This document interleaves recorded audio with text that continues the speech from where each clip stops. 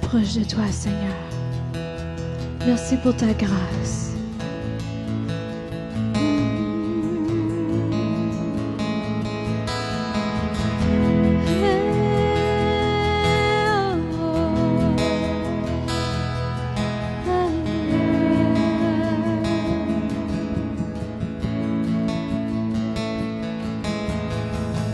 Me voici dans ta présence, devant cette grâce abondante, subjuguée par ton amour, enlacé dans les bras des cieux, dans une paix qui dure à jamais, submergé par ta bonté. Et je m'éveille, je m'approche par ta grâce, mon cœur t'appartient. Mes craintes s'effacent, je me prosterne, je cède à ton amour. Ton amour.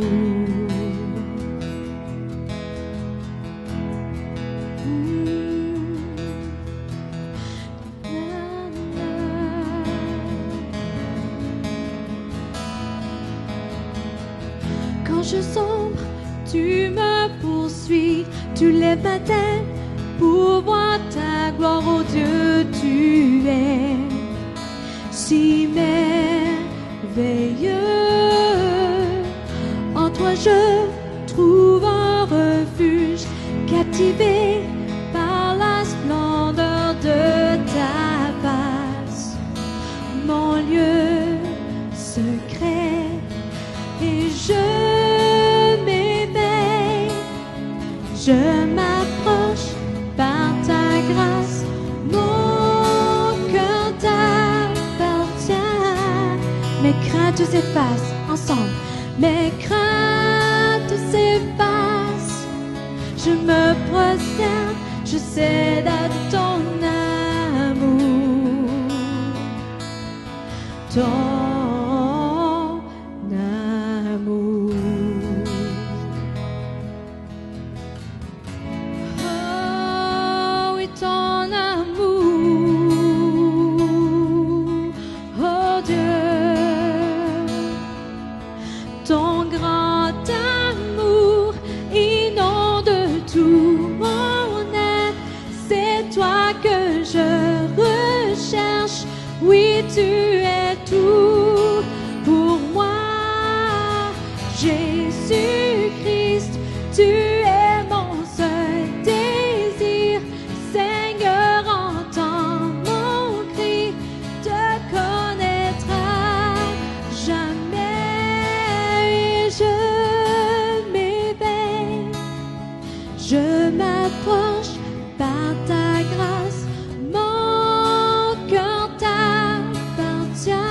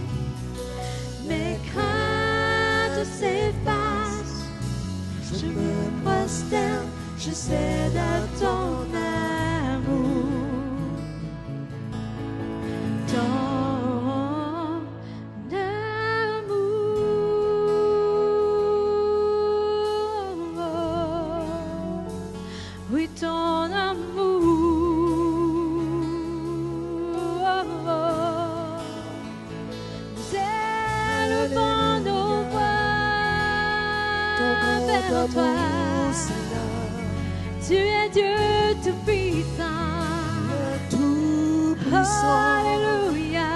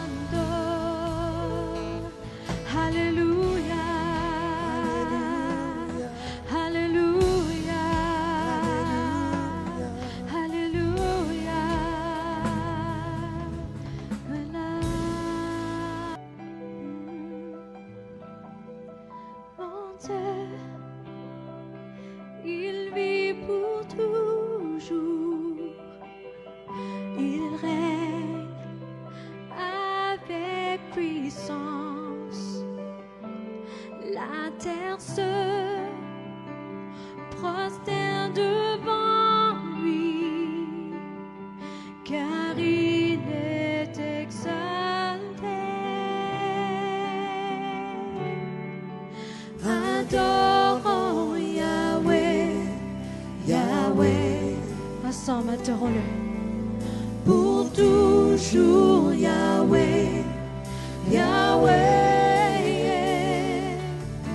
Adorons Yahweh, Yahweh.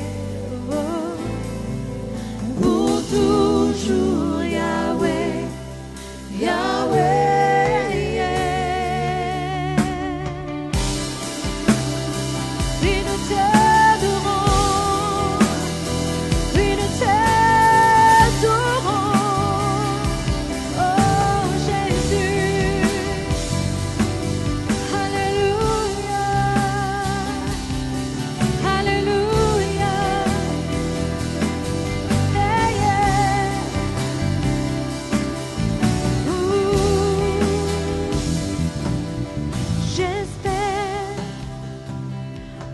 Dieu Tout-Puissant,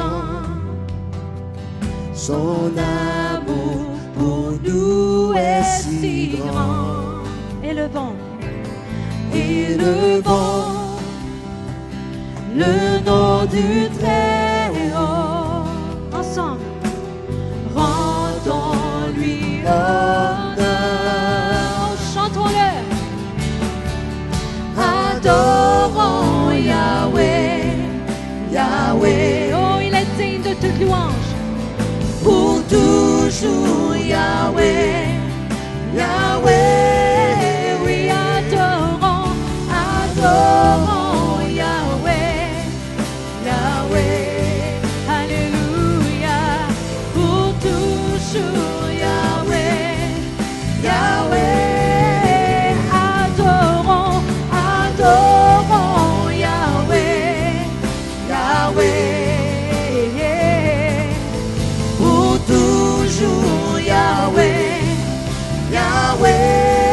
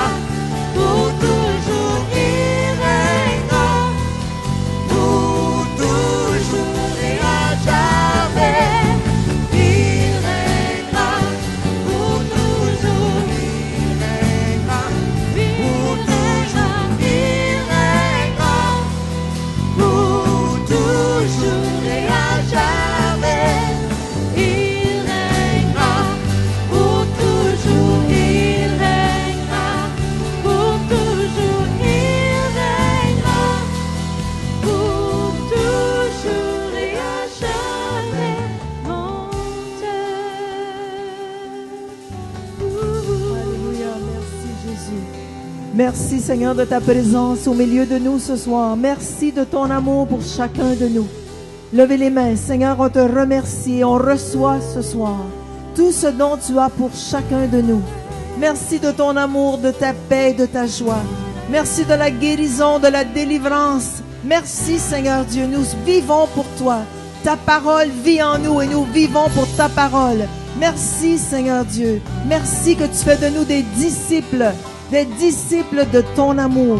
Merci Seigneur. Alléluia. Alléluia. Donnons-lui une bonne main d'applaudissement au Seigneur ce soir. Allez-y. Woo! Alléluia. Oh, oh. Alléluia, alléluia. Merci Jésus. Kumaya Ramaya. Oh, thank you Jesus. Woo! Alléluia. Amen. Alléluia. Saluez votre voisin avant de vous asseoir. Amen. Dites-lui, sois rempli. Tout le monde va bien ce soir? Amen. Dieu est bon. Alors, je salue tous ceux et celles qui nous viennent aussi par bien Internet ce soir. Soyez les bienvenus. Et puis, on va continuer la série La Bible sous enquête. Est-ce que vous êtes prêts ce soir à découvrir d'autres éléments clés qui supportent encore ce beau livre de la parole de Dieu qui est toujours bonne, qui est toujours efficace? Aujourd'hui, on peut se fier là-dessus. On peut bâtir notre vie sur cette parole. Et puis, on va juste prier ensemble. Seigneur Jésus, je te remercie pour ta parole. Je te remercie pour ton onction. Je te remercie pour ta présence. Et Père, merci Seigneur que ce soir, tu puisses te manifester, Seigneur Jésus, par des signes, des miracles, des prodiges. Basés sur ta parole, Seigneur Jésus, encore aujourd'hui, tu opères des miracles. Tu fais des choses que l'homme ne peut pas faire. Père, on te remercie ce soir qu'on te donne libre accès à ton Saint-Esprit dans ce lieu, dans le précieux nom de Jésus. Amen. Amen.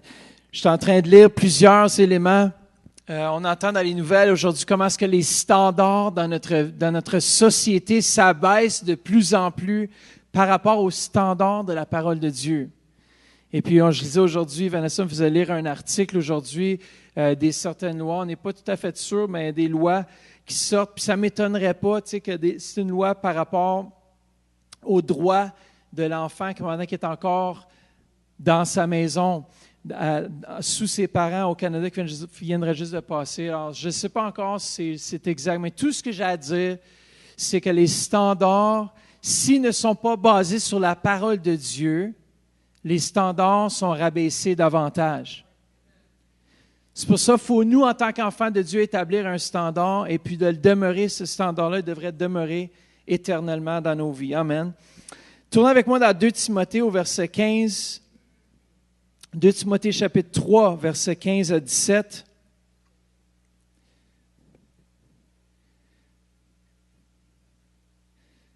Amen. 2 Timothée chapitre 3, versets 15 à 17 nous dit ceci. Depuis ton enfance, en effet, tu connais les saintes Écritures. Elles peuvent te donner la sagesse qui conduit au salut par la foi en Jésus-Christ. Toute Écriture est inspirée de Dieu et utile pour enseigner la vérité, refuter l'erreur, corriger les fautes et former à une juste manière de vivre, afin que l'homme de Dieu soit parfaitement préparé et équipé pour faire toute action bonne. Et je crois, il y a une autre traduction de la parole qui dit « Toute écriture inspirée de Dieu est utile ». Ce livre est inspiré, a été soufflé par Dieu et est bon pour nous ce soir. Tourne-toi vers quelqu'un et dis « Cette parole est pour toi ce soir ». Est-ce que vraiment vous le dites avec sincérité, cette parole est pour toi ce soir? Ce soir, il y a quelques éléments qu'on va regarder. Entre autres, j'avais juste quelques éléments archéologiques, mais aussi des éléments prophétiques ce soir, surtout que je vais me concentrer, et aussi d'autres mathématiques dans la Bible. Vous avez aimé les mathématiques dimanche? Le chiffre 7. Alors, on va continuer à 2 autres chiffres que j'aimerais partager ce soir. Mais avant ça, j'aimerais vous présenter quelques preuves par rapport au Nouveau Testament. Vous Vous savez que certaines personnes ne croyaient pas que Ponce Pilate avait vraiment existé, qu'il avait fait crucifier Christ. Il était, d'après certains, un personnage fictif. Il y a toujours un jusqu'à 1961, lorsqu'on a trouvé un effigie où on a trouvé une pierre, on a trouvé la pierre de Pilate. Et puis, qui apporte la preuve archéologique de l'existence de l'homme qui a condamné Jésus à mort sur la croix. Alors, vraiment, cette pierre qu'on n'avait pas trouvée, c'était juste un effigie qu'ils ont découvert, qui supporte que vraiment, il a existé. Et parce qu'il était dans la Bible, c'est sûr, s'il avait lu la Bible, puis s'il avait fié sur cette preuve qui était déjà fiable, il aurait dit, Ponce Pilate existait. Il s'agit juste de trouver de l'évidence. Amen. Dans Actes chapitre 17, pour supporter le Nouveau Testament, dans un seul chapitre, il y a 12 preuves qui existent archéologiques. Alors, je ne veux pas aller trop dans l'archéologie ce soir parce que je sens que ce ne sera pas nécessaire parce qu'il y en a tellement. Mais dans un chapitre du Nouveau Testament, les historiens et les archéologues confirment qu'il y a 12 preuves dans Actes chapitre 17. Acte 17. Comment ça a tout rapport avec Athènes, la façon dont dont Luc s'y a écrit, il connaissait ce qui se passait à Athènes. Sinon, il n'aurait pas détenu le langage de ce qui se passait. Mais tous les termes qu'il a utilisés, la présence d'idoles à Athènes, la synagogue à Athènes, il y a plusieurs choses. La caractérisation correcte du caractère athénien, la façon dont les gens vivaient, la façon dont les gens étaient, les magistrats, les éléments de la cour, le tribunal, tous les éléments qui sont apportés dans Actes au chapitre 17 représentent vraiment un autel au verset 23 dans Actes 17, 23, un autel avec l'inscription à un Dieu inconnu existait à Athènes. Tous ces éléments, ça c'est juste quelques-uns. Comme je dis, je ne veux même pas passer à travers, mais tout ce que je dis, c'est qu'il y a 12. Faites juste des recherches. Allez lire Acte 17, détaillé, et vous allez retrouver des preuves retrouvées à l'intérieur. Je voulais venir à celle-ci. Celle-ci, c'est la plus grande preuve archéologique qu'on a découverte. Les manuscrits de la mer morte. Ça, ce n'est pas le Nouveau Testament, mais c'est l'Ancien Testament. Tellement de livres, et aussi certains livres qui ont été retrouvés, surtout des fragments de l'Ancien Testament. Les manuscrits de la mer morte. À l'hiver 1947, un Bédouin qui recherchait une bête découvre dans une grotte de Qumran, un plateau déserté depuis l'Antiquité qui domine les rives de la mer morte, à 20 km au sud-est de Jérusalem. Il découvre des rouleaux de cuir en hébreu, les plus importantes aventures archéologiques du 20e siècle. Regardez ce qu'ils ont retrouvé. 100 000 fragments répartis en 870 manuscrits différents, dont 220 sont des textes bibliques de la Bible hébraïque. Tous les livres de celle-ci sont représentés, sauf le livre d'Esther. C'est le seul livre qu'ils n'ont pas retrouvé, mais qui est dans la Bible originale. Alors, si on a trouvé toutes ces preuves, 220 manuscrits qui prouvent que l'Ancien Testament, tous les livres qui étaient là sont réels. Tous les livres que vous voyez sont là et sont exacts. On a retrouvé ça après que les copies ont été faites. Alors, on a fait les copies de la Bible pendant des centaines d'années et tout à coup, on trouve les manuscrits qui appuient les copies. Et il n'y a aucune variation. Alors ça, c'était la plus grande découverte. Puis aujourd'hui, même au mois de février cette année, on a découvert à Qumran, dans la 12e caverne, d'autres éléments. Malheureusement, en 1951, cette caverne-là, elle avait été pillée par des malfaiteurs et tout ça. Et puis, ils ont tout cassé, ils ont tout vidé, ils ont tout jeté les manuscrits, tout ce qu'ils ont trouvé à l'intérieur. De toute façon, c'était sûrement encore des preuves que la parole de Dieu est réelle. Et tout ce qu'ils ont trouvé jusqu'à date confirme ce qui a été écrit. N'est-ce pas merveilleux? Qu'est-ce qui est intéressant à propos des manuscrits de Qumran, c'est que les écrits avaient été cachés au cours du premier siècle de notre ère. Alors, on parle vraiment dans les premiers 100 ans, à l'époque de Jésus et des disciples. Quand les armées romaines de l'empereur Titus, dans l'année 70, on parle de loin en arrière, avaient détruit le temple de Jérusalem et pourchassé les communautés juives qui avaient ainsi mis à l'abri leurs documents jugés les plus précieux. Alors, le peuple juif, lors de la destruction du temple, ont pris tous les manuscrits et sont allés les cacher dans les cavernes de Qumran. Alors, la Bible a été écrite après, en vous en souvenez, dans les années 300, en latin, à partir de d'autres copies, et non celles qui avaient été cachées. Bien, ceux qui avaient été cachés, c'était les originaux aussi. Il n'y a rien qui a été changé. Mais ils l'ont découvert. En tout cas, moi, je trouve ça vraiment phénoménal comme preuve. Est-ce que vous êtes là ce soir? Si vous voulez, vous pouvez aller voir en ligne. Il y a plusieurs manuscrits. C'est tellement passionnant. Si tu t'arrêtes juste pour voir, man, tu dis, il y a des rouleaux qui ça fait peut-être 2500 ans qui sont là. Je pense qu'un des plus vieux, c'est Ésaïe, qui est là. En tout cas, c'est fou, c'est de la folie. Pour voir qu'ils ont subsisté, qu'ils ont existé tant d'années. N'est-ce pas merveilleux? Dieu est un Dieu incroyable. Hein? Nous, on est allés les voir. Moi, je me rappellerai, la première fois, ils sont venus ici, je crois.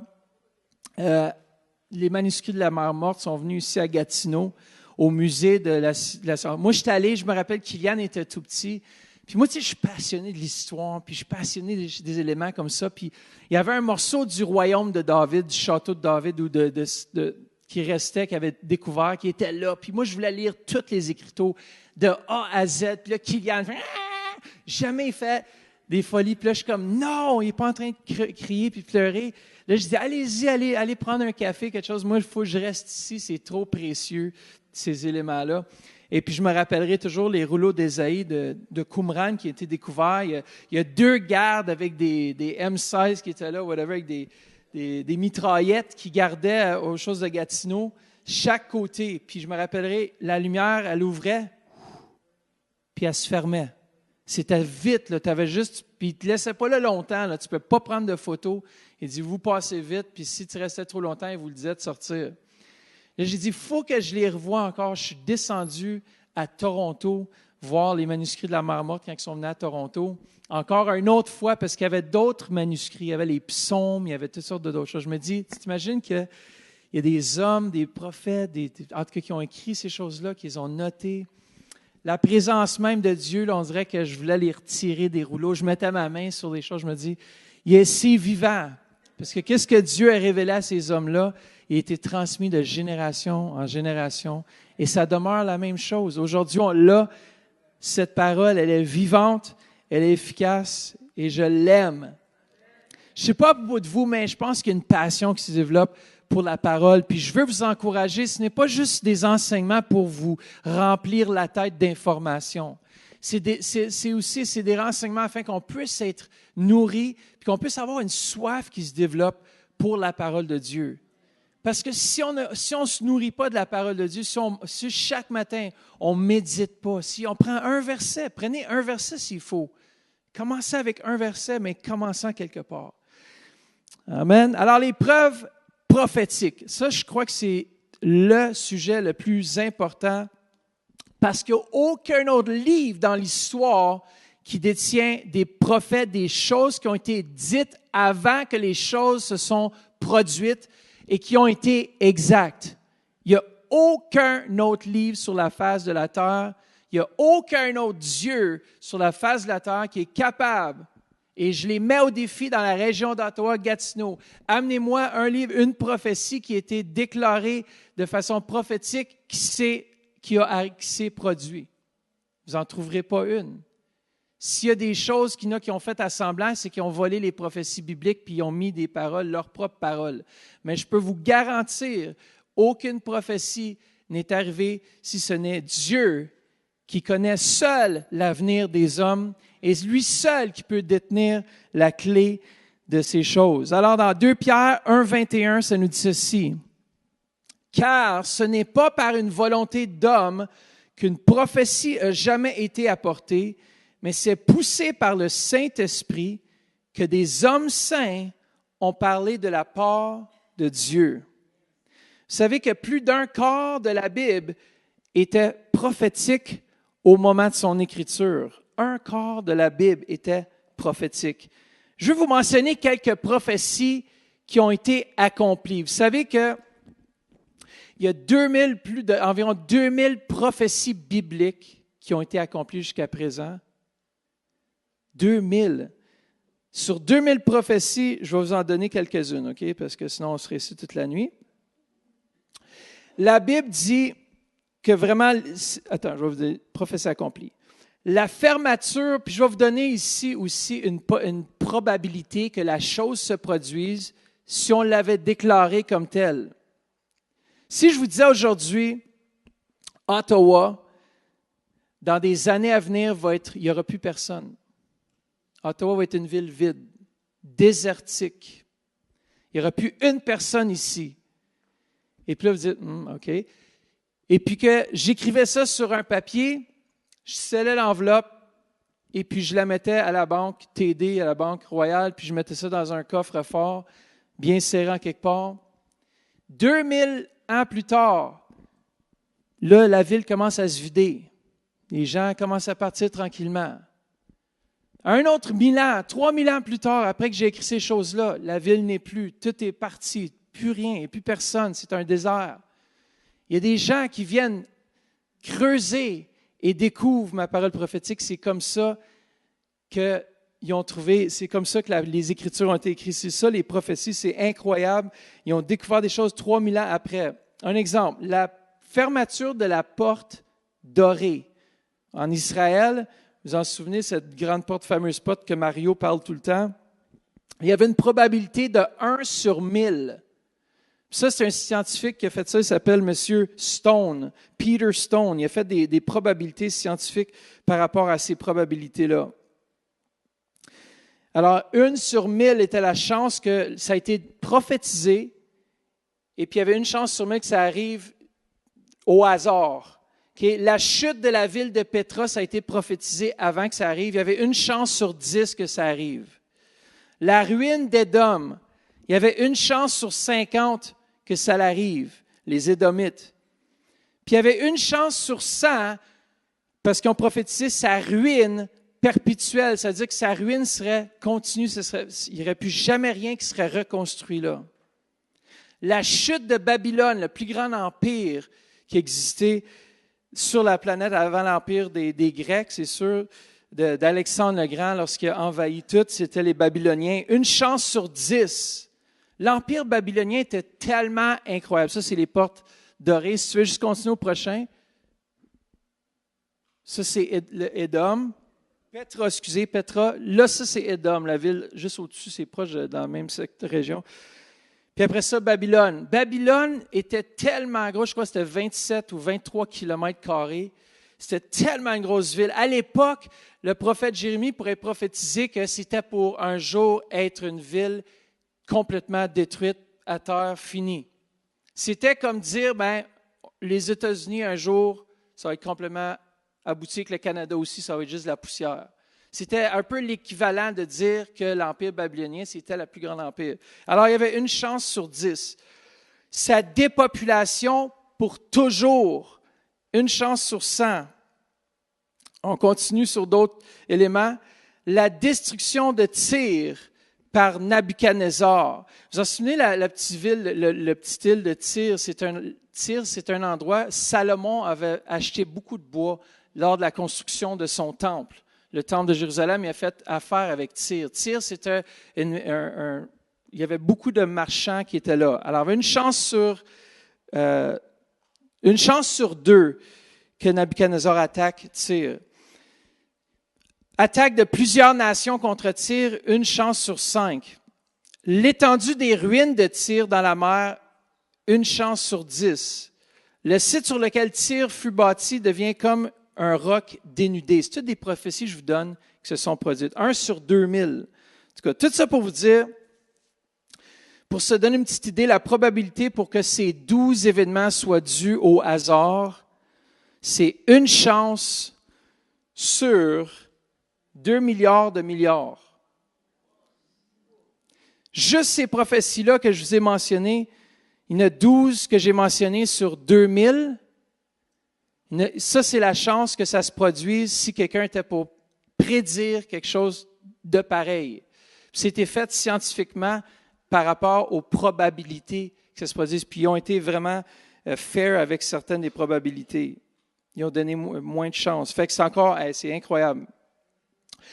Maintenant, en ce qui concerne la probabilité des prophéties sur Jésus, il y a eu tellement de prophéties qui ont été accomplies par rapport à ça. Et regardez bien, la probabilité d'accomplissement de 8 sur 48, il y a eu 48 prophéties d'accomplies par rapport à Jésus. Né d'une vierge, né à Bethléem, un messager prépare le chemin pour le Messie, trahi pour 30 pièces d'argent, le terrain du potier acheté pour 30 pièces d'argent, l'argent de trahison, maltraité et opprimé, et il n'a point ouvert la bouche devant Hérode.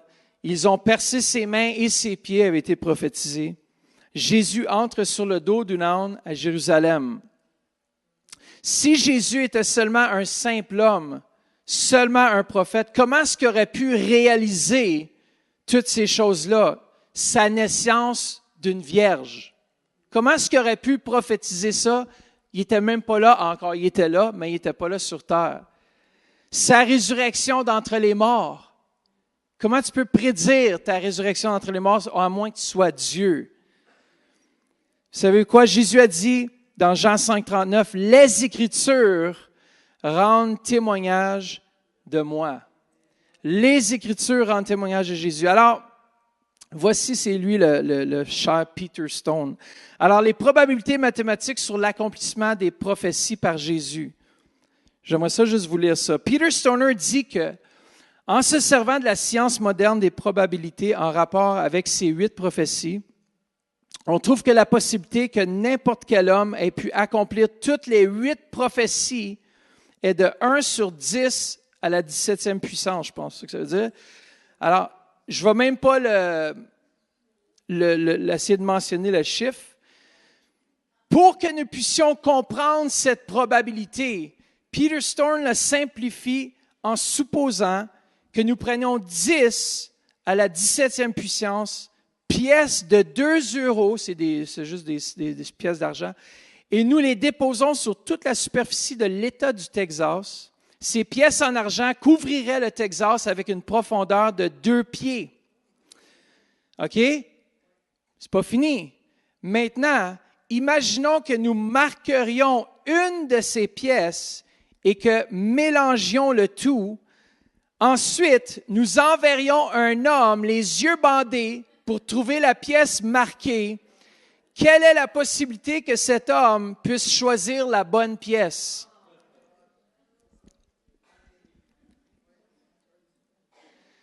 Alors là, j'ai créé un chiffre phénoménal. Alors la même possibilité que les prophètes auraient eu en écrivant ces 8 prophéties et que ces mêmes prophéties aient été accomplies par un seul homme. Alors Peter Stoner considère 48 prophéties et dit, nous trouvons la probabilité qu'un seul homme puisse accomplir toutes ces 48 prophéties est de 1 sur 10 fois à la puissance 157. Ou bien 1 sur, je ne cite pas le chiffre, vous pouvez le voir. Alors, j'aime mieux aller acheter un billet de loterie à la 649 que d'avoir cette probabilité-là que les prophéties juste concernant Jésus-Christ lui-même. C'est fou, là, come on. Ça, c'est des faits tangibles, logiques au cerveau humain, que si les choses dans la parole de Dieu ont été écrites avant le temps, mais c'est une preuve que la chose... Vous savez que la Torah a été rédigée, finalisée, mise ensemble 300 ans avant Jésus-Christ. C'était fini d'être écrit à 500 ans avant Jésus-Christ, c'était tout là, mais qu'ils l'ont rédigé, l'ont mis ensemble 300 ans avant Jésus-Christ, et que même ça a été distribué dans les bibliothèques d'Athènes, ça a été distribué partout comme étant le Torah, le livre officiel du peuple juif qui contenait aussi les prophéties d'Ésaïe. Alors, lorsque Jésus est venu en scène et qu'il a pris le rouleau d'Ésaïe, il existait déjà, c'était quelque chose que le peuple juif connaissait déjà amplement. Alors, lorsqu'il a commencé à lire, pour lui, c'était naturel. C'est pas que les gens étaient offusqués parce qu'ils disaient, qui est lui qui se dit lui-même Dieu, venu parmi nous? Il était offusqué. Mais il leur déclarait les vérités et ils l'ont su. Ils ont réalisé qu'il était le Fils de Dieu. Mais n'est-ce pas incroyable? Alors, les prophéties dans le tableau qu'on a vu tout à l'heure, ça a été écrit au moins 400 ans avant les événements eux-mêmes. Ça, c'est une preuve vraiment incroyable. Tournez avec moi dans Ésaïe, d'autres preuves prophétiques par rapport à la prédiction. Ésaïe au chapitre 41, versets 21 à 23. Ils ne sont pas sur l'écran. Ça fait que regardez avec moi ce soir. Je voulais au moins faire tourner dans vos Bibles. Ésaïe 41, chapitre 41, versets 21 à 23. Je ne veux pas que tu le mettes sur le tableau parce que je veux que vous cherchiez dans vos Bibles. Alors à la maison, ouvrez bien votre Bible. Ésaïe au chapitre 41, versets 21 à 23. Et un autre élément du prophétique, c'est qu'est-ce que j'ai dit tout à l'heure, c'est que la Bible est confirmée encore une fois par le défi de Dieu aux autres religions. C'est un défi ultime. Est-ce que vous voulez savoir combien d'autres livres? Il y a un autre livre qui détient une prophétie avec une probabilité de 1 sur 2. C'est le Coran qui dit que Mohammed va retourner à la Mecque avant de mourir. C'est la seule chose avant qu'il meure, il est écrit qu'il était pour retourner à la Mecque avant de mourir. Il est allé. Alors, une prophétie, une chance sur 2, c'est la seule. Il n'y a aucun autre livre prophétique. Même en tout cas, je ne vais même pas rentrer dedans, il y a d'autres livres tellement. Les Mormons, un exemple, ont dépassé des millions pour dire que, en tout cas, je ne veux même pas rentrer dedans, mais pour essayer de découvrir des textes qui n'existent pas. Ils ont dépensé des millions. Mais la Bible, elle, on n'a pas besoin de dépenser des millions, c'est là, c'est réel, c'est tangible. Alors, une autre preuve, Ésaïe 41, verset 21-23. Voici ce que l'Éternel dit. Plaidez votre cause. Présentez des arguments pour votre défense, dit le roi de Jacob. Qu'il les présente, qu'il nous révèle ce qui doit arriver. Quelle prédiction avez-vous déjà faite? Révélez-le. Nous y réfléchirons et saurons ainsi si elles se sont accomplies. Ou bien, annoncez-nous l'avenir. Révélez ce qui arrivera plus tard. Nous reconnaîtrons alors que vous êtes des dieux. Faites seulement quelque chose, que ce soit bien ou mal, pour que nous le voyions et l'examinions ensemble. L'Éternel met au défi toutes les autres religions pour dire, montrez-moi s'il existe un autre Dieu comme moi. Montrez-moi un Dieu qui révèle l'avenir. N'est-ce pas merveilleux de savoir l'avenir? Si vous n'êtes pas venu encore, venez à Kairos dans le cours d'eschatologie, vous allez découvrir avec Pasteur Louise les choses qui sont encore à venir. Il y a encore des prophéties qui ne se sont pas encore accomplies. Alors, si les 2000 se sont accomplis, est-ce qu'on ne devrait pas porter attention aux autres qui s'en viennent? Moi, je pense que oui, surtout s'il n'y en a pas eu une qui n'a pas été accomplie des 2000 de la façon dont ça a été écrit. Peut-être qu'il faudrait porter plus attention à ce qui est écrit puis comprendre davantage. Je vous encourage d'aller chercher les paroles prophétiques, de rechercher ces choses-là pour découvrir vraiment qu'est-ce qui se passe. Au chapitre 41, verset 26, regardez ce que ça nous dit encore une fois. Le Seigneur demande, qui l'a révélé dès le début pour que nous le sachions longtemps à l'avance, pour que nous puissions dire, c'est juste, personne ne l'a révélé, personne ne l'a annoncé et personne n'a entendu vos paroles. Alors en réalité, Isaïe ici lance un méga défi, puis il n'y a personne qui embarque puis ose rentrer là. Vous vous en souvenez, il y a un temps prophétique incroyable, c'est lorsque Daniel, on lui demande de révéler quel rêve Nabuchodonosor a eu. Vous vous en souvenez? C'était incroyable, c'était pas possible si ce n'était pas Dieu lui-même qui lui a révélé. C'était impossible. Il dit, dis-moi, qu'est-ce que j'ai rêvé? C'est comme si aujourd'hui vous viendrez, Pasteur Matt, dis-moi ce que j'ai rêvé. Si je vous le dis, c'est parce que vraiment Dieu me l'a révélé. Qui d'autre connaît vos rêves sauf vous et Dieu? À moins que vous le notez et qu'il y ait un démon qui le voit. Non, c'est une farce. Oui, parce que le monde surnaturel, démoniaque, eux autres, vous savez quoi? C'est pas de la révélation. Vous savez que la révélation, c'est seulement Dieu qui la donne. L'Esprit de Dieu est le seul qui peut révéler les choses qui s'en viennent. Sinon, en dehors de Dieu, le Saint-Esprit, qui est l'Esprit de révélation, nous n'avons que de l'information. Le monde de soi-disant divination n'est que de l'information et non de la révélation. Laissons-nous pas tromper par le monde, par les événements, par les choses qui disent, on connaît aussi l'avenir, c'est de la foutaise. Il n'y a aucun autre Dieu que le Dieu El Shaddai, Yahweh, qui connaît l'avenir. Ésaïe 42, 8 à 9, prochain chapitre, Ésaïe 42, 8 à 9, ça dit, « Je suis l'Éternel, voilà quel est mon nom, et je ne donnerai pas ma gloire à un autre, ni la louange qui m'est due aux sculptures sacrées. » Le premier événement se sont produites et je vous en révèle de nouveau. Avant qu'ils ne soient en germe, je vous les annonce.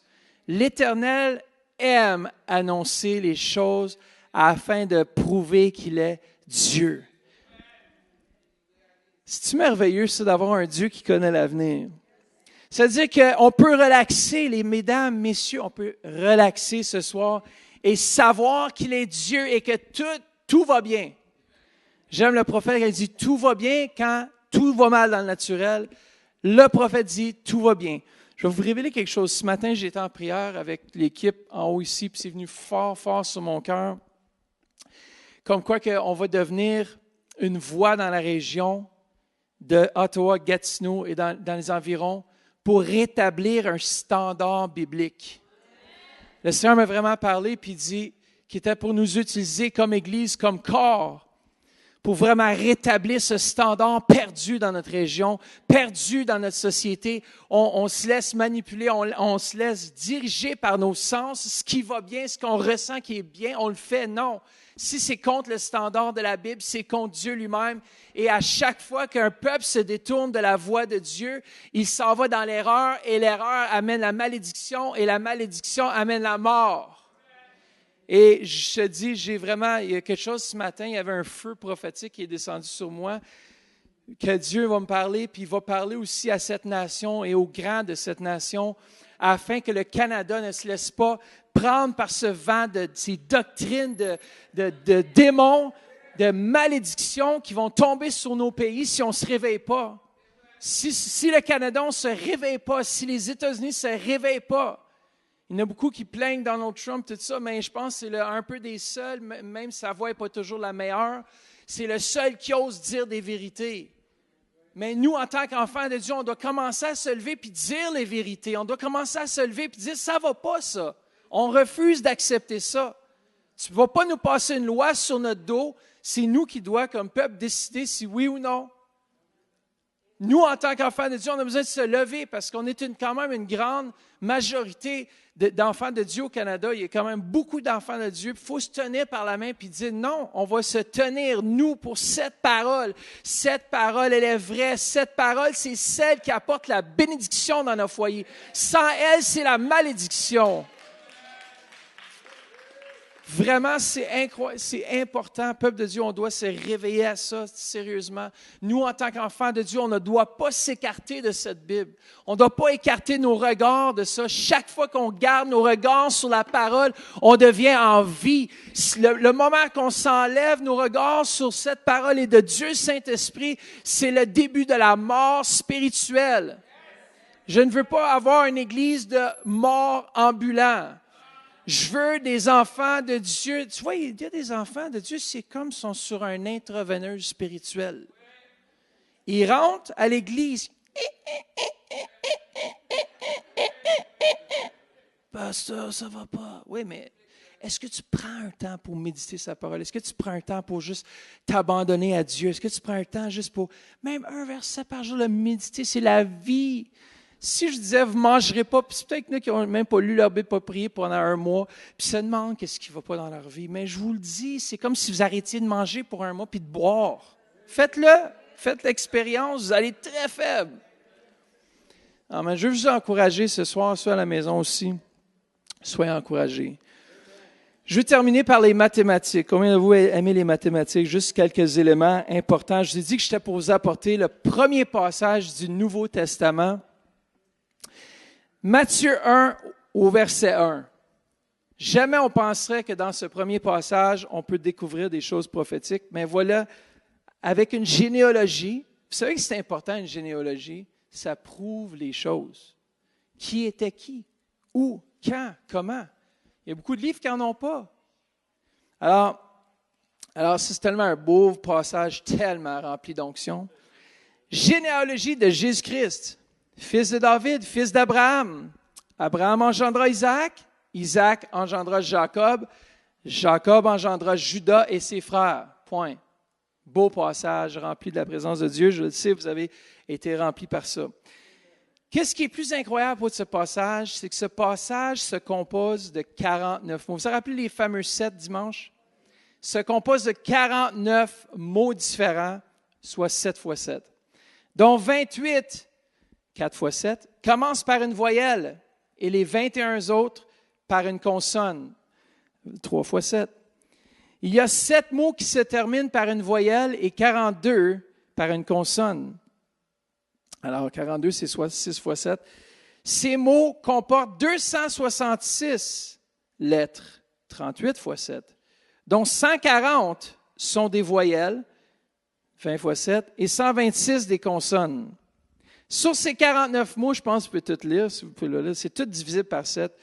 14 n'apparaissent qu'une seule fois et 35 plus d'une fois. 42 sont des noms communs et 7 n'en sont pas. C'est toutes des 7. Dieu, ce qu'il a fait, même à la généalogie. Vous imaginez si Matthieu s'avait assis, puis il avait dit, juste dans la généalogie, il faut tout se concorde avec des 7. Premièrement, les noms existaient déjà. Alors, il n'a pas pu inventer quelque chose. C'était déjà là, les noms. Alors, il a juste suivi la généalogie. Puis la généalogie de Jésus, elle est parfaite. Tout ce qui est venu avec Jésus-Christ était parfait. En tout cas, ça, c'est beaucoup d'évidence. Mais ça, il y en a plusieurs versets comme ça. Ça, c'est juste un. On va aller aux chiffres maintenant. Il y a 2 autres chiffres que je voulais partager avant de terminer la soirée. C'est le chiffre numéro 1. 1 représente Dieu. Dieu est 1. Est-ce que vous saviez ça? J'aime ce passage en Deutéronome 6,4 qui dit « Écoute, Israël, l'Éternel, notre Dieu, est le seul éternel. » Et ce passage est cité aussi par Jésus dans Marc 12, 29. Et regardez ce que ce passage dit, parce que des fois on se dit « Ouais, mais Jésus, c'est-tu la même chose que Jésus, le Saint-Esprit, Dieu, c'est-tu 3 fois 1? » Oui. Regardez ce passage-là, le déclare. Ici, c'est Yahweh, notre Elohim, elle qui est Dieu, Im au pluriel. Alors, Yahweh, notre Dieu, est le Seigneur un. En hébreu, c'est comme ça devrait être écrit le passage. Alors, Dieu, en 3 personnes différentes, il y a la diversité en Dieu avec le Père, le Fils et le Saint-Esprit, mais il est un. Il est uni. Il est un. Il est 3 en 1. N'est-ce pas merveilleux? Ça prouve la Trinité de Dieu notre Père. Est-ce que vous êtes encore là? Le peuple entier répondit, pourquoi j'ai mis Exode? Parce que c'est le même mot Echad, d'une voix qui veut dire joindre, unir, être joints ensemble. Alors Yahweh, notre Dieu, qui est au pluriel, parce qu'il contient non seulement Dieu le Père, mais le Fils et le Saint-Esprit, est le Seigneur un. Un Seigneur, un seul Dieu, manifesté en 3 personnes. Amen. Voilà pourquoi l'importance du chiffre 3 maintenant. Là, vous allez le voir. Abraham, vous vous souvenez, dans Genèse 18, reçoit une visite du Seigneur, de Yahweh. Encore une fois, manifesté, qu'est-ce qu'il voit? 3 hommes. Symbole de qui? Dieu le Père, Dieu le Fils, Dieu le Saint-Esprit. Abraham, dans Genèse 22, 2 et verset 4, prend Isaac. Et combien de jours ça a pris pour le déplacement pour aller crucifier? 3 jours. Pas crucifier, pour le mettre sur l'autel. Il voulait le sacrifier à Morija. Jonas, il était combien de jours dans la baleine? 3 jours. Moïse et les enfants d'Israël dans le désert après avoir quitté l'Égypte, la Bible nous dit qu'ils étaient 3 mois et le 3e jour du 3e mois. Ce n'était pas symbolique, ça représente, et c'est à ce moment-là que Dieu a donné les 10 commandements. Le 3e jour du 3e mois. N'est-ce pas merveilleux? Combien de choses qu'il y avait dans l'Arche de l'Alliance? Il y avait 3 éléments. 3 choses qui représentaient la gloire de Dieu. La manne, la manne dans le pot d'or, le bâton d'Aaron qui avait fleuri et les tables de pierre qui étaient les 10 commandements. Des 7 fêtes en Israël, les hommes d'Israël devaient paraître devant l'Éternel 3 sur 7 fêtes. La Pâque, la Pentecôte et la fête des tabernacles. Combien de fois que Daniel priait par jour? 3 fois par jour, avec des actions de grâce. Dans Ésaïe 6, ça nous dit que les séraphins qui se tiennent autour du trône se tenaient, on va le lire ensemble, des séraphins se tenaient au-dessus de lui. Ils avaient chacun 6 ailes, 2 dont ils se couvraient le visage, 2 dont ils se couvraient les pieds, et 2, ils se servaient pour voler. Alors oui, les anges se servent, il y a des anges qui ont des ailes pour voler. Ils se criaient l'un à l'autre, Saint, Saint, Saint. Combien de fois est-ce qu'ils ont dit Saint? 3 fois Saint. L'Éternel, elle est 3 fois Saint. Pourquoi? Dieu le Père, Dieu le Fils, Dieu le Saint-Esprit, il est Saint. Jésus, combien de jours qu'il est prêt à ressusciter d'entre les morts? 3 jours. Dans l'Apocalypse, il y a combien de groupes sur 7 sujets principaux? 3 groupes sur 7 sujets principaux, les 7 sceaux, les 7 trompettes et les 7 coupes de la colère de Dieu. N'est-ce pas merveilleux, toutes les 3? Dieu, c'est un Dieu de chiffres. Hein? Quel âge avez-vous aujourd'hui? Est-ce que c'est divisible par 7? Non. Finalement, les chiffres de dimanche ne concordaient pas avec 7, mais ce n'est pas grave, ça concordait avec le chiffre de Dieu. J'ai bien regardé, hein? Moi, je pense qu'ils ont mal compté parce que je suis sûr que c'était divisé parce qu'il y a quelqu'un qui était à la salle de bain quand il comptait, je suis sûr. Ah, qu'est-ce que tu veux? Seul Dieu le sait, il connaît les nombres de cheveux qu'il y a sur ma tête. Alors, tous les systèmes numériques qu'on a vus avec M. Panin et tous les autres découvertes archéologiques vont encore pour prouver que Dieu est réel. Dieu se manifeste aujourd'hui comme il s'est manifesté dans le passé. Et sa parole est vraie, elle est exacte. C'est une preuve historique d'un peuple qui a cherché Yahweh. Et ce soir, si vous voulez découvrir ce Yahweh ensemble, c'est la seule façon qu'on le découvre, c'est par le moyen de sa parole. Ce soir, je veux que vous puissiez découvrir l'amour. Je veux que vous puissiez découvrir une passion renouvelée pour sa parole. Je vous encourage tout le matin, ici même au centre-ville, on fait juste prier, puis on lit ensemble le psaume 119. Vous voulez savoir comment est important la parole? Lisez, prenez ce mois ici pour lire le psaume 119. Juste un petit défi. Il y a 176 versets, mais ce n'est pas grave, les 176 sont remplis d'onction, sont remplis de la présence de Dieu. Chaque parole est là. Et puis, je me rappellerai toujours, je vais terminer avec cette histoire-là. Mon père, lorsqu'on était plus jeune, comme le passage clé que j'ai mentionné ce soir, quand l'apôtre Paul encourage Timothée, il dit « Demeure dans les choses que tu as apprises et souviens de qui tu les as apprises. » Pour le peuple juif, c'est tellement important qu'ils suivent les règles, qu'ils suivent la loi, qu'ils suivent les choses qui étaient inscrites. Car en elle était la vie, et ceux qui voulaient dévier de ça, ils étaient littéralement repoussés de la communauté. C'est pour ça qu'un autre fait, c'est que la Bible ne change pas parce qu'elle était transmise avec exactitude. Si elle variait d'un petit peu, c'était exclu, c'était pas bon, il devait recommencer. Pourquoi ça devait être parfait? Parce qu'on a un Dieu qui est parfait. Et comme mon père, je me rappellerai quand on était jeune, j'ai toujours été inculqué les proverbes. J'ai écrit les proverbes. Plusieurs fois, j'ai dit, je me rappellerai à Vancouver, à l'Expo en 1986, j'ai écrit tous les proverbes de 1 à 31. Mon fils, si tu es sage. Mon fils, si tu es sage. Mais aujourd'hui, je peux dire avec honnêteté que tous ces moments, non seulement quand je les écris forcés, mais aussi quand on les a médités en famille, je me rappellerai, mon père dit, « OK, les gars, venez ici. » Il disait ça comme ça, là. Il dit, « Aujourd'hui, on va lire ensemble. » Puis le premier livre auquel il tournait était le livre des Proverbes. Parce qu'il voulait qu'on puisse saisir la sagesse de Dieu.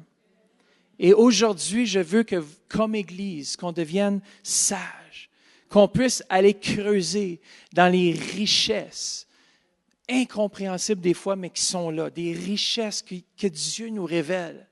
Vous savez, la parole de Dieu, c'est comme un trésor. Un trésor qu'on va tout vendre, on va tout faire pour aller le chercher. Si quelqu'un sait qu'il y a de l'or dans la terre, il va faire tout son possible pour vendre ses biens. Il va faire n'importe quoi pour aller chercher ce trésor parce que c'est si précieux. Et Jésus, c'est comme un trésor qu'il nous a laissé. Puis il dit, venez à moi. Venez manger de mon corps. Venez boire de mon sang. Qu'est-ce qu'il parlait? Il parlait de venir manger sa parole, d'être affamé de ces choses. Comme Église, je vous encourage d'avoir une passion. Partagez-la avec vos enfants, partagez-la avec vos oncles, vos tantes, par Internet, Facebook. Soyez des passionnés de la parole de Dieu. Amen. J'espère que cette série vous encourage. Et puis, on a 2 autres messages sur cette série. Et les 2 autres messages, ce ne sera pas moi qui vais les partager, mais on a Pasteur Louis qui va nous parler, parce qu'il y a eu beaucoup d'autres livres qui ont voulu être ajoutés aux textes originaux. Et on va voir vraiment pourquoi est-ce qu'on a gardé les 66 livres. Je vous encourage mardi, dans 2 mardis, à partir de ce mardi prochain, vous en souvenez, on a un barbecue. Toute l'Église, vous êtes vraiment encouragés de venir. C'est notre premier service dehors. Et même inviter quelqu'un, parce que c'est plus relax. Ça va avoir un barbecue, on va pouvoir partager la parole ensemble en même temps, manger mon père dirait des bons rôteux. Bon, moi, j'aime pas des rôteux, j'aime pas ça, là, mais... Ah, mais il y en a qui aiment ça, des hot dogs. Si les jeunes ils vont venir, John, il va en manger 10. Quand c'est gratuit, là, les jeunes, ils en mangent.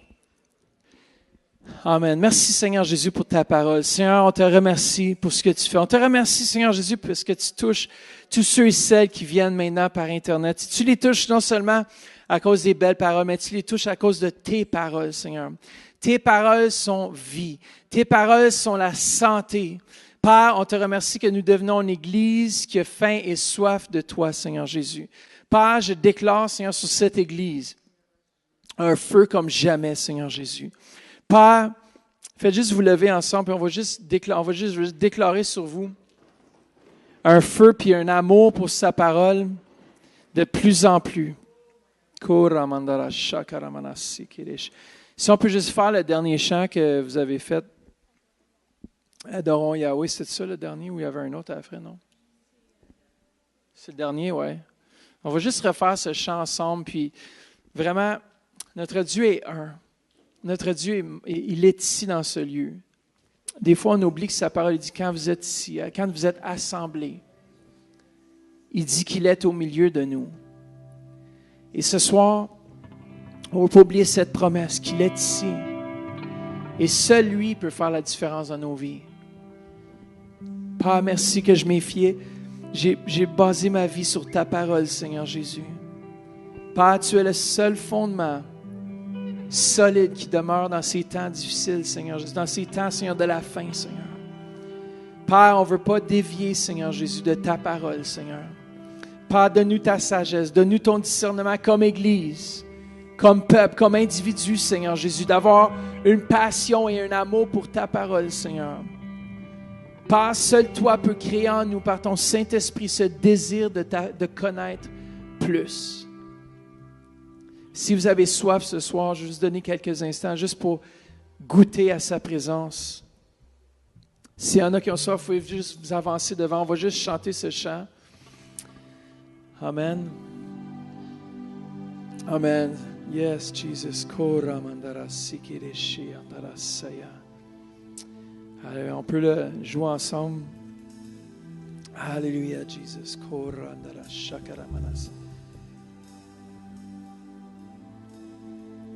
Mon Dieu, Toujours, il vit pour toujours. Il règne avec puissance. La terre se prosterne devant lui, car il est exalté. adore Yahweh, Yahweh, Seigneur Jésus. pour toujours Yahweh, Yahweh. Comment chantons-le? Adorons Yahweh, Yahweh, Pour toujours Yahweh, Yahweh. adorons, Adorons Yahweh, Yahweh, pour toujours Yahweh, Yahweh. Chantons, adorons Yahweh, Yahweh, tu es ici, Seigneur. toujours Yahweh, Alléluia.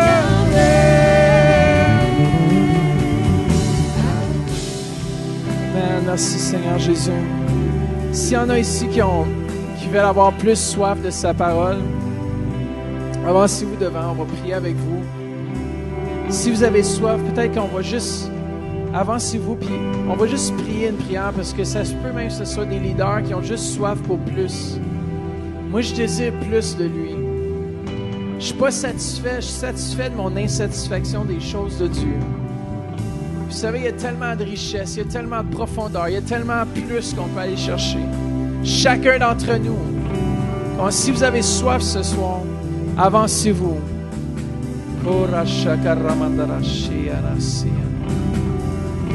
Alléluia, Jesus. On va juste rechanter ce chant dans quelques instants. Mais en le chantant, je veux que vous puissiez lever les mains vers Dieu et que vous puissiez désirer ce mouvement de l'Esprit qui nous fait comprendre les profondeurs, les richesses qui se retrouvent dans sa parole. Dieu veut se révéler à nous comme Église afin qu'on puisse le révéler au monde, qu'on puisse le révéler aux autres. Et Seigneur Jésus, on te remercie pour ta présence. Merci Seigneur. Comment on fait juste ayez soif ce soir. Shukura Sakarash. Pour toujours Yahweh, Yahweh. Adorons, comment? Adorons Yahweh, Yahweh. Alléluia. Pour toujours Yahweh, Yahweh. Adorons, adorons Yahweh, Yahweh. Pour toujours Yahweh, Yahweh. Comment chantons-le? Adorons Yahweh, Yahweh. Pour toujours Yahweh, Yahweh. Il règnera. Oh, il règnera pour toujours. Il règnera pour toujours. Il règnera pour toujours et à jamais. Il règnera pour toujours. Il règnera pour toujours. Il règnera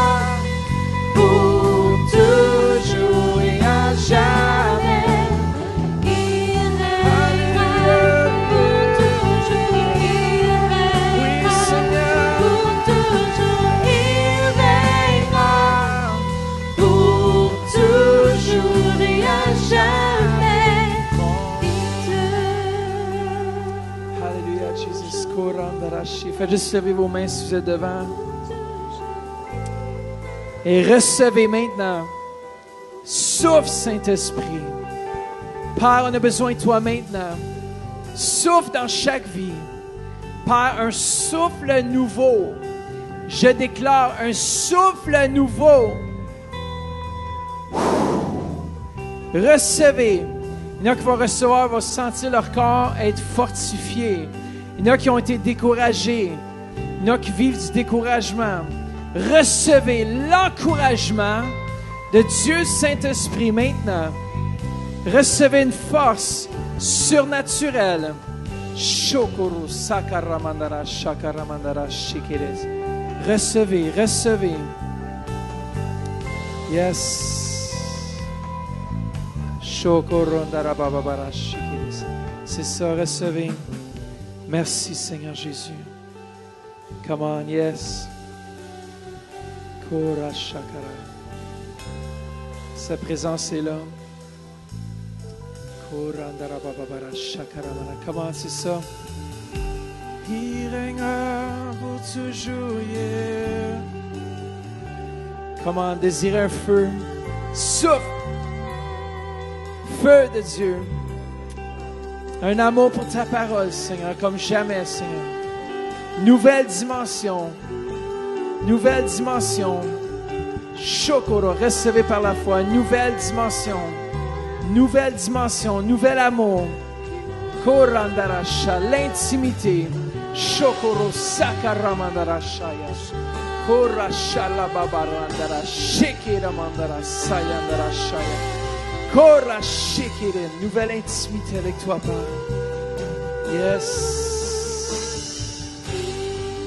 Hallelujah.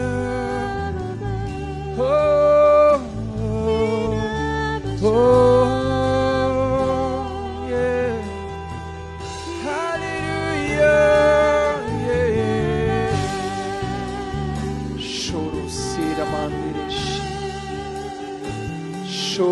Nouvelle dimension. Merci, Père.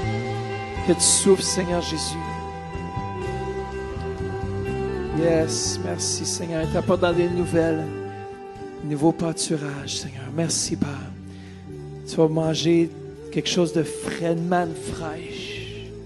Merci, Seigneur, pour cette manne fraîche qui vient de ton trône, Seigneur. Shokoro sikira mandara sharra bababababara shikiris. Koranara, c'est ça, rester. Un nouveau chant prophétique qui va se lever dans ton cœur, qui va donner la victoire dans les situations de ta vie. Merci Seigneur pour ce chant prophétique. Dans tes temps, seul avec Dieu, tu vas vivre des temps incroyables.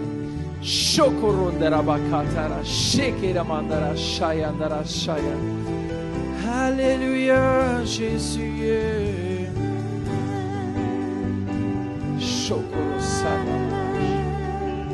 Merci Seigneur Jésus. Passionné Seigneur, passionné pour ta parole, passionné pour toi Seigneur. Kora shakaramandara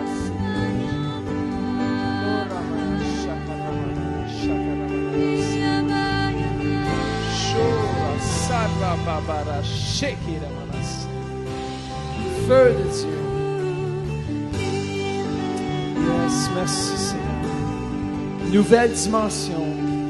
Shokoro sikira mandere shia.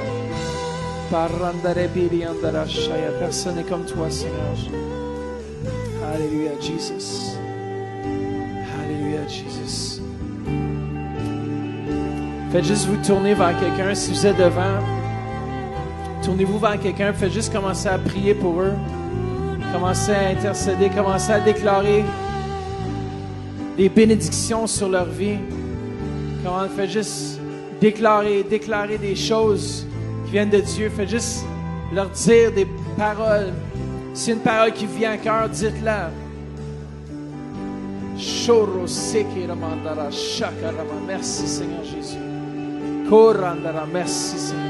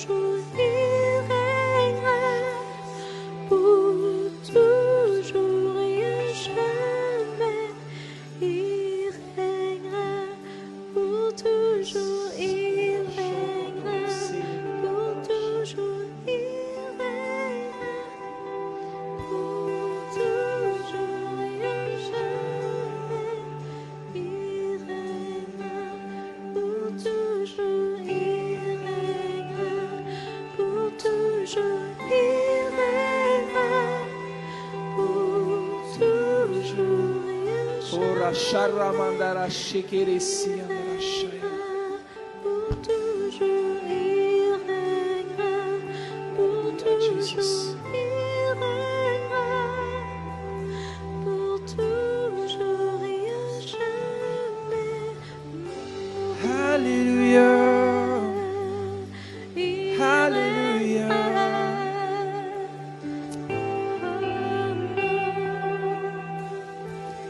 Amen. Commencez à déclarer les choses dans vos vies qui ne sont pas comme si elles étaient. Amen. Les choses que vous voulez voir changer, commencez à les déclarer. Commencez à les voir. Commencez à voir la victoire. Par Internet ce soir, recevez. Recevez. Il y en a ici qui vont se réveiller avec un feu, une passion pour la parole comme jamais. Yes. Merci Seigneur Jésus.